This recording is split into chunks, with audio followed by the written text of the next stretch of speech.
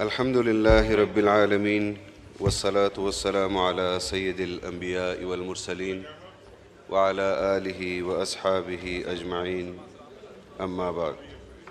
शुक्रिया जनाब स्पीकर। वज़ीर कानून साहब ने आज जामे और माने गुफ्तगू की है। अदालत में जो कुछ हो रहा है,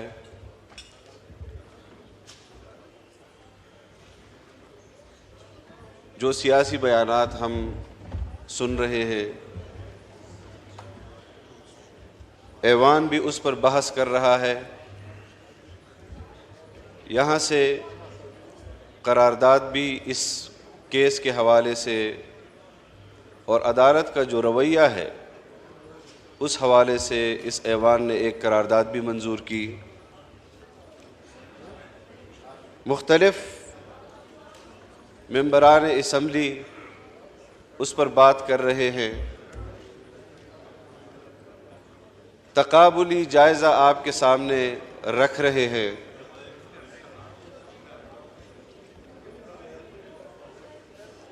जनाब स्पीकर, सुप्रीम कोर्ट के अंदर इस वक्त जो केस सुना जा रहा है उस पर उसके फरीक जब वहाँ दरख्वास्तें दी जाती हैं तो कहा जाता है कि हमें फरीक बनाया जाए। उन दरख्वास्तों को वो नहीं सुनते। जो फरीक बनना चाहते हैं उनको वो नहीं सुनते।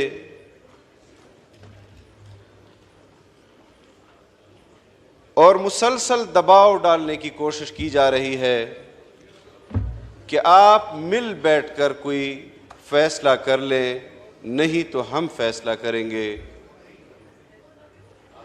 आप मुझे बताएं जनाब स्पीकर कि आईन एक चीज़ को वाज़ेह करता है।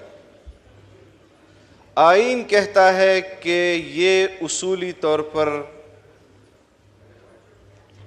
तय कर लिया गया है। अब जो इसके नीचे काम होंगे उसका तायुन इस आईनी शिक के नीचे होगा। आप कहते हैं मिल बैठकर तय कर ले। अगर आपके पास केस आता है तो फिर आप उसको इंसाफ के तकाजे उसके पूरे करेंगे या आप उसको कहेंगे कि आप मिल बैठकर कर ले। और बिलफर्ज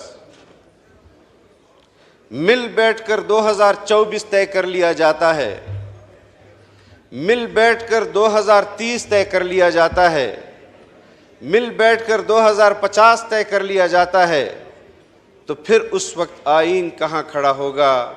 उस आईन के नीचे जो इख्तियार सुप्रीम कोर्ट को हासिल है वो कहाँ खड़ा होगा? बात आईन की है, बात आईन के इख्तियारात की है जो इलेक्शन कमीशन को वो तफवीज़ करता है।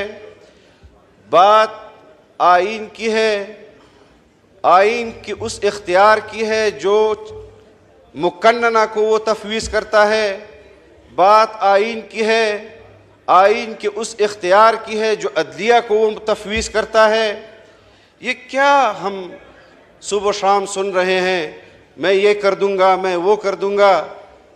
अदालतें तो फैसले से इंसाफ करके अपने फैसले सुनाती है, ज़ुबान से तो फैसले नहीं सुनाती। ये हमें पैगामात दे रहे हैं जनाब स्पीकर। और जब हुकूमत की इत्तेहादी जमातों ने ये फैसला किया कि उनका अपना कोर्ट, उसमें अक्सरियत जजेस की इस बेंच से अलहदा हो गए हैं, हम भी इस पर अदम एतमाद करते हैं। आज सुबह से एक बात पूछी जा रही थी कि आप तो बाइकाट नहीं कर रहे थे, आप तो बाइकाट नहीं कर रहे थे, आप हमें लिख कर दें कि आप बाइकाट नहीं करेंगे। आप भी हमें लिख कर दें कि आप फुल कोर्ट बेंच ही इस केस का फैसला सुनेगा अगर और इंसाफ पर मबनी फैसला करेगा। ये क्या बात है कि आप ये कर दें और आप ये लिख दें, आइन लिखा हुआ है 2/3 बल्कि मुत्तफ़िक़ा आइन है। पाकिस्तान के अंदर एक कादियानियों के खिलाफ गैर मुस्लिम का फैसला इस पार्लियामान का मुत्तफ़िक़ा फैसला था और एक आइन का फैसला मुत्तफ़िक़ा फैसला था। आज भी सवाल उठाए जाते हैं जनाब स्पीकर, एक्सरसाइज होती है सुप्रीम कोर्ट के अंदर।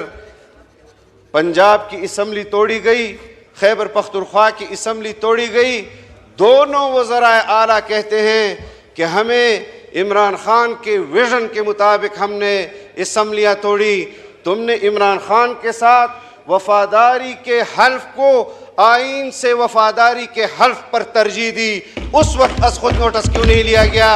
क्या उस चीफ एग्जीक्यूटिव को ये इख्तियार हासिल है कि एक फ़र्द वाहिद के इख्तियार को आइन के इख्तियार पर तरजीह दे? हम जब अपोजिशन में थे जनाब स्पीकर, चीख कर कह रहे थे, स्पीकर साहब यहाँ आपसे कबल जो स्पीकर थे, कि आप हमें बताएं कि आप उस इख्तियार के मुताबिक फ़ैसला करेंगे जो आइन ने आपको तफवीज़ किया है, या आप बनीगाना में बैठे हुए अपने पार्टी के सरबराह के इख्तियार को इस्तेमाल करेंगे।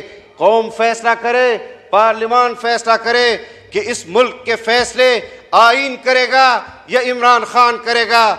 अगर एक फ़र्द के लिए ये सहूलियात मौजूद हों जनाब स्पीकर, अगर एक फ़र्द के लिए ये सहूलियात मौजूद हों जो अदालत कहती है अक्टूबर में फ़ैसले पर कैसे अमल करोगे? मैं भी कहता हूँ कि जब आप एक मुजरिम को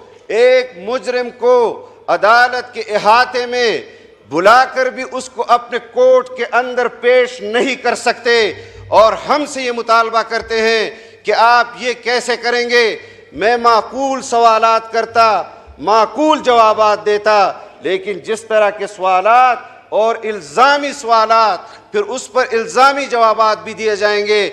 आज भी आप देख रहे थे जनाब स्पीकर कि पूरा रेड जोन आपका मुख्तलिफ फोर्सेस से भरा हुआ है, मुख्तलिफ फोर्सेस से, और इस्लामाबाद मुख्तलिफ फोर्सेस से भरा हुआ है।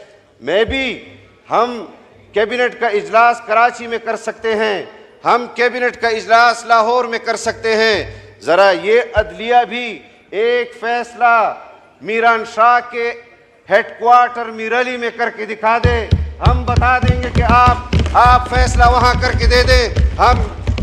हम आपके फैसले की, अगर आप हमें कहते हैं मेरे फैसले की तामील करो, बिल्कुल की जाएगी आपके फैसले की तामील, लेकिन ऐसा फैसला जो हुकूमत के इख्तियार और बस में ही नहीं है, तो फिर उस फैसले को भी आपने तमाम इदारों को सुनना होगा। उनकी जब बेनज़ीर भुट्टो शहीद हुई, इंतखाबात मुलतवी हुए या नहीं हुए? जब हम मजलिस आमल की हुकूमत में क़ब्ल अज़ वक्त हमने इस्तीफ़े दिए, सूबों के इंतखाबात वो जनरल असम्बली के जनरल इंतखाबात के साथ हुए। हमें तलकीन की जाए, लेकिन मुजरिमों के साथ बैठने की तलकीन हमें न की जाए। ये हमारी नज़र में मुजरिम हैं और उनके जो मखदूम है जनाब स्पीकर बारहा कह चुके हैं कि उसके लिए जो 2018 के इंतखाबात से पहले जिस तरह मुस्लिम लीग नून को तोड़ा गया, उनके मेंबरान को टिकट जारी किए हुए थे, उनके पीछे फिर रहे थे कि मुस्लिम लीग का टिकट नहीं लेना, पीटीआई का टिकट लेना है।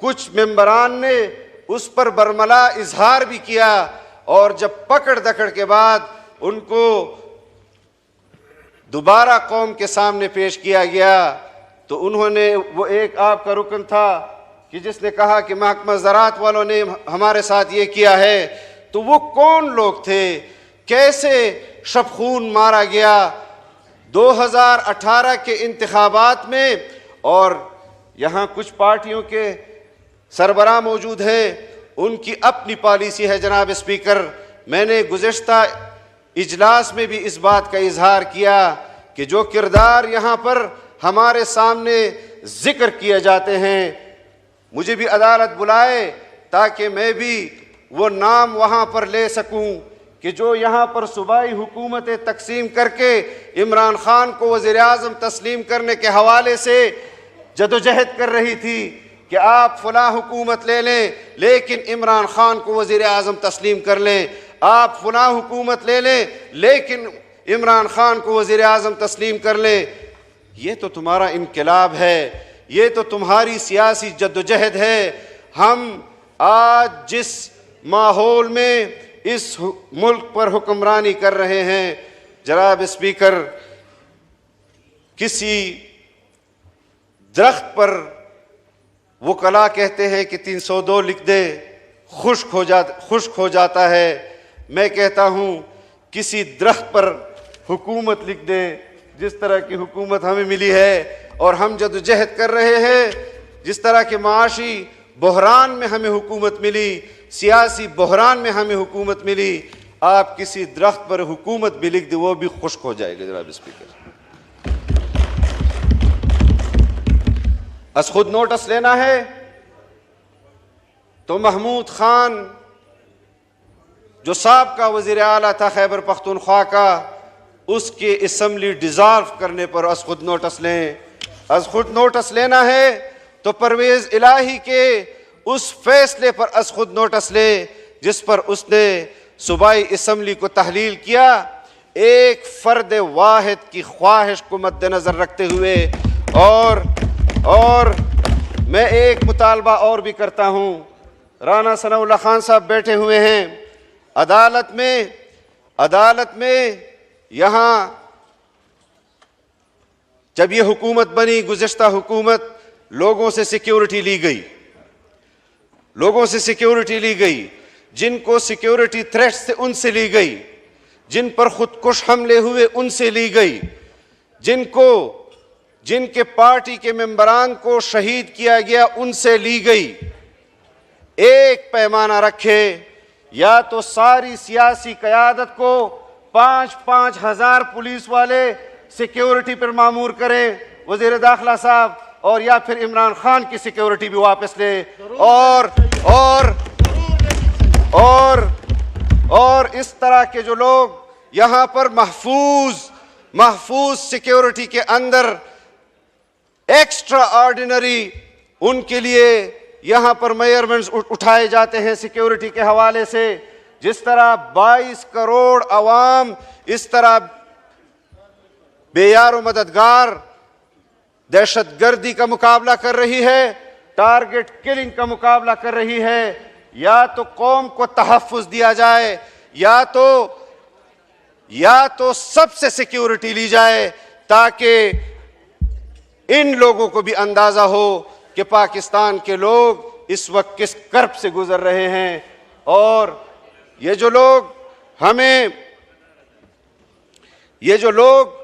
हमें ताने देते हैं इंतखाबात के, कि शायद इंतखाबात से डर रहे हैं या इंतखाबात से भागना चाहते हैं, मैं ये फ्लोर ऑफ द हाउस उस वक्त भी मैं गवाह बना चुका था कि हमने खैबर पख्तूनख्वा में तुम्हारी हुकूमत के अंदर रहते हुए महमूद खान तुम्हारा वज़ीर आला, वज़ीर आज़म तुम्हारा इमरान खान, उसके बावजूद तख्त पेशावर जमीयत उलमा इस्लाम ने जीता, पेशावर के कबायली अज़ला जमीयत उलमा इस्लाम ने जीते। तुम्हारी हुकूमत के अंदर रहते हुए हमने तुमसे तुम्हारे बल्दियाती इंतखाबात जीते, और तुम एक सियासी नारा लगाकर कौड़ी के बराबर तुम्हारी कीमत नहीं रही। तुम अवाम के अंदर आकर अपनी कीमत लगाकर देख लो, तुम्हें अंदाज़ा हो जाएगा कि तुमने जो मईशत का हाल किया है, जो सियासत का हाल किया है, उसके बावजूद भी तुम ये दावा करते हो कि मैं मुतबादिल हूँ। तुम मुतबादिल थे, तुम्हें कौम ने आजमाया और तुम्हें ज़बरदस्ती आजमाया गया। तुम्हारे मुझे बताओ,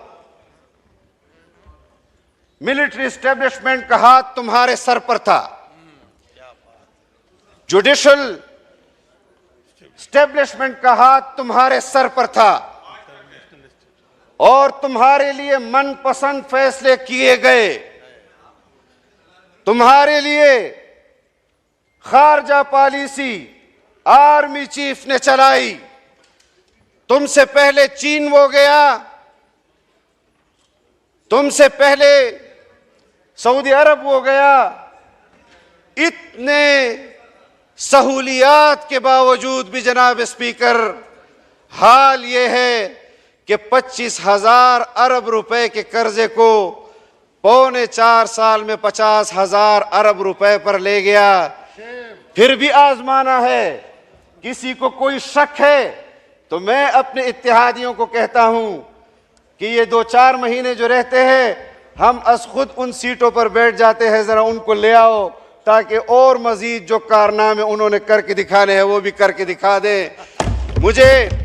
मुझे इसमें कोई आर नहीं, और मैं आपको इस वक्त नाम नहीं लेता, अमानत है। मैंने उनके एक वजीर को कहा कि आप जो ये शोर शराबा कर रहे हैं, अब वो वजीर नहीं है, और उस वक्त भी वजीर नहीं थे जनाब स्पीकर, जब छुप छुप के आपके घर हमें बुलाया जाता था कि कोई बीच का रास्ता निकाले ताकि ये लोग भी, इनकी भी फेस सीविंग हो जाए और हुकूमत के मामलात भी चलते रहे। मैं उस वक्त तक नाम नहीं लूंगा जब तक वो खुद इस बात का इजहार न कर दे। उन्होंने मुझे खुद कहा कि ऐसी हुकूमत जिससे हमारी जान छूटी है, अल्लाह आपको जज़ाए खैर दे कि आपने ये इक़दाम किया, वरना हमारी तो सियासत भी ख़त्म थी और कौम भी कह रही है और हमारे अपने वर्कर भी कह रहे हैं कि हमने ये जिम्मेदारी ऐसे वक्त पर अपने हाथों में ली है जो कि हमें नहीं लेनी चाहिए थी। हमारे लिए इससे मुश्किल पैदा होगी। लेकिन जनाब स्पीकर, मैं इस फ्लोर पर काफ़ी मरतबा कह चुका हूँ कि हमने अपने आप के लिए पाकिस्तान के सियासी इस्तेहकाम को अपने लिए चैलेंज समझा है। हमने उसके माशी इस्तेहकाम को अपने लिए माशी चैलेंज समझा है। हमने अपने आप को कुर्बानी के लिए पेश किया है। अगर कोई मुजाहिद बॉर्डर पर जाकर सफ़े अव्वल में अपनी रियासत के लिए अपने आप को पेश करता है तो उसकी नज़र में होता है कि मैं शहीद भी हो सकता हूँ और मैं गाजी भी हो सकता हूँ। जनाब स्पीकर, शहादत के मर्तबे का उसको लिहाज होता है। आज भी अगर हम पाकिस्तान के इस हुकूमत को संभाले हुए हैं और मुख्तलिफुल ख्याल, मुख्तलिफुल नज़रियात लोग इकट्ठे हुए हैं, जब कौम को ज़रूरत हुई, सियासी जमातें इकट्ठी हुई और सियासी जमातों ने इख्तिलाफात को सुलझा दिया है। वक्त आने पर फिर उठाएंगे, मुकाबले भी करेंगे, इंतखाबी मार के भी करेंगे, लेकिन आज हमारी मईशत को हमें संभालना है, हमारी सियासत को हमें संभालना है। जो लोग इत्तेफाक और इत्तेहाद का नाम ले रहे थे जनाब स्पीकर, और उनका असल एजेंडा इंतशार था, आज वो खुद इंतशार का निशाना बन गए हैं। लिहाजा आप इस कौम के लिए वो फैसले करें कि जिससे कौम मुत्तहिद हो, जिससे आइन की अमलदारी हो, जिससे जमहूरियत महफूज हो। आपका फैसला जमहूरियत नहीं है। जनाब स्पीकर, मुझे ये बात कहने दीजिए, अदालत सियासी फैसला नहीं कर सकती। अदालत वो पार्लियामान के इख्तियार को इस्तेमाल नहीं कर सकती। अदालत चीफ एग्जीक्यूटिव के इख्तियार को इस्तेमाल नहीं कर सकती। कभी कहती है फलां चीफ सेक्रेटरी होगा, फलां आईजी होगा, फलां डीसी होगा। आजकल तो नीचे लेवल तक ये लोग चले गए हैं। ये किस किस्म की, जनाब स्पीकर, ये किस किस्म के आप मुल्क के अंदर मुख्तलिफ चीफ एग्जीक्यूटिव के ऑफिस काम कर रहे हैं। मेरे लिए तो मुश्किल है, मैं अगर एक फैसला करता हूं और एक पानी का मंसूबा कौम को देता हूं, उसकी कागजी कार्रवाई में मुझे 6 महीने लग जाते हैं। उसके ग्राउंड ब्रेकिंग से उस प्रोजेक्ट के मुकम्मल होने तक मुझे 1 साल लग जाता है और अदालत में 1 मिनट के अंदर उस फैसले को उड़ा दिया जाता है। ये नहीं होना चाहिए जनाब स्पीकर। हमें भी समझना होगा, हमारे इख्तियार को भी समझना होगा।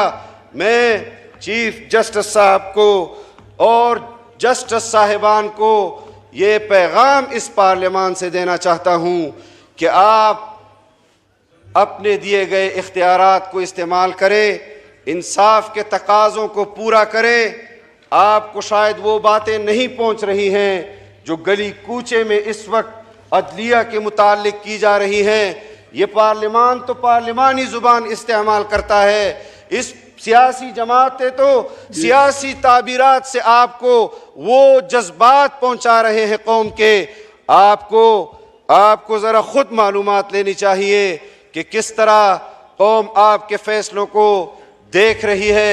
जनाब स्पीकर, मुझे मालूम है कि रमज़ान मुबारक है, अफ्तार जारी रख सकते हैं मैं अगर आप चाहें तो। मैं एक मुख्तसर सी लोग जनाब स्पीकर कोई एक अपनी कमेटी बना लें, स्पेशल कमेटी, जिसमें चौधरी इफ्तिखार साबिका चीफ जस्टिस से लेकर साकिब निसार तक और उसके बाद के किरदार को भी यहाँ बुलाएं और उनसे पूछे कि आपने फुला फैसला किस बुनियाद पर दिया था। Thank you. आप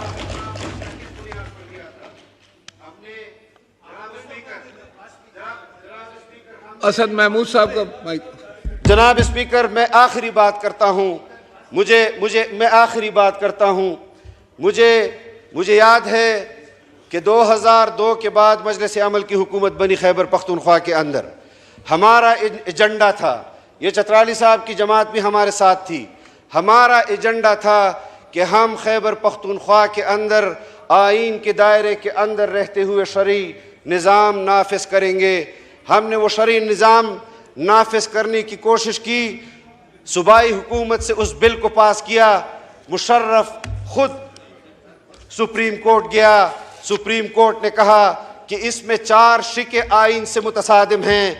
हमें दोबारा बिल भिजवाया गया, हमने उन 4 शिकों में तरमीम नहीं की जनाब स्पीकर, बल्कि वो 4 शिके हमने बिल्कुल बिल से हटा दी ताकि ये वजह तनाज़ा ही ख़त्म हो जाए।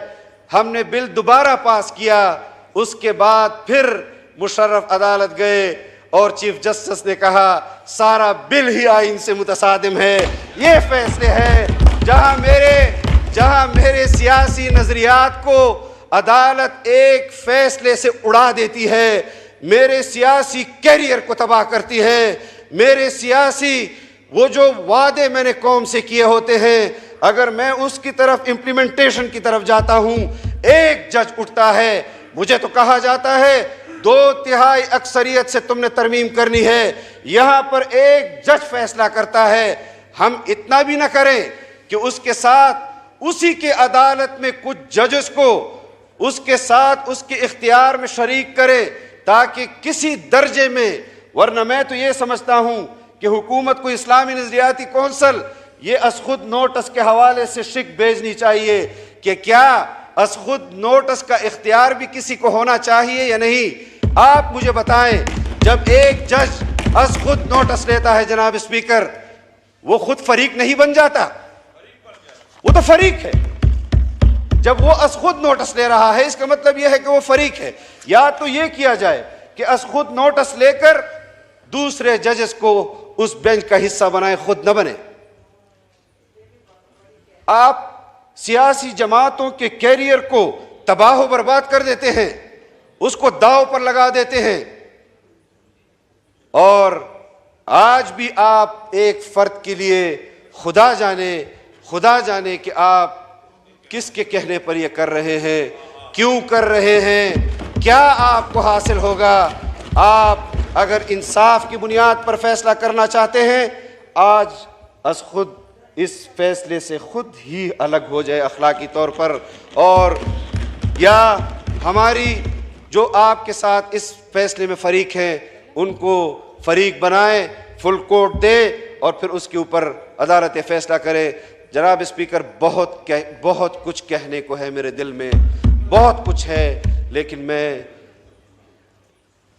मुझ पर पाबंदी है। मैं एक सियासी जमात का नुमाइंदा हूँ, आपके पार्लियामान का रुकन हूँ, मैं एक इत्तेहादी जमात का, हुक्मरान जमात का हिस्सा हूँ, मुझे सब का लिहाज रखना पड़ रहा है। वरना जो कुछ इस पाकिस्तान में हो रहा है और जो तमाशा हम देख रहे हैं, 4.25 साल ये करतब यहाँ दिखाया गया, और जब से हमने उनसे इक़्तिदार छीना है शाराए दस्तूर पर वो करतब लगाया गया है। हमें इस हवाले से भी जो जदोजहद हमने आगाज़ किया था उसको मंतकी अंजाम तक पहुँचाने से पहले हम आराम से नहीं बैठेंगे। और अगर कोई ये समझता है कि जत्थों से अदालतों के फ़ैसले तब्दील किए जाएंगे, जत्थों के ज़रिए कोर्ट में नहीं पेश किया जाएगा, तो फिर चीफ जस्टिस हमें लिख कर दे दे कि हम जत्थों की बात मानेंगे, तो फिर जत्ता बमुकाबला जत्ता होगा। तो फिर अगर आइन को आप नहीं मानते, और हमने मुशाहिदे किए हैं जनाब स्पीकर, जब आप किसी के हक की हक तलफी करते हैं, कबाइल दरबदर हैं, रो रहे हैं, बलोच कबाइल दरबदर हैं, रो रहे हैं। आज तो पूरा पाकिस्तान कबाइलिस्तान बना हुआ है, आज तो हर शख्स रो रहा है। मैं सिर्फ एक हवाला देना चाहता हूँ, यहाँ पर बहुत सारे अरकान ऐसे हैं कि जिन्होंने जेलें काटी, जिनके मैं इजहार करना चाहता हूँ और आपकी इजाज़त से कि जिनके घर में मर्द नहीं हैं जनाब स्पीकर, जिनके घर में मर्द नहीं हैं, उनके एक फ़र्द वाहिद को जो उनकी कफ़ालत भी करता है, उसको तो हीरोइन का और किलो किलो की हीरोइन का इल्ज़ाम डालकर आपने जेल में डाल दिया। उसके घर में या उसकी अहलिया या उसकी बच्ची, ये मकाफ़ात अमल है जो आप देख रहे हैं। लेकिन हम हाथ नहीं डाल रहे जनाब स्पीकर, हुकूमत हाथ नहीं डाल रही। अदलिया का फैसला था कि इमरान खान को अदालत में पेश करो, उस वक्त तो अदालत का फैसला मुकद्दम नहीं था, लेकिन जब पैगाम मिला, और ये लोग कहते हैं जनाब स्पीकर कि ज़मानत मिल जाएगी, तो फिर अदालत के अहाते तक आ जाता है, ज़मानत लेकर चला जाता है। ये अदालतें हैं।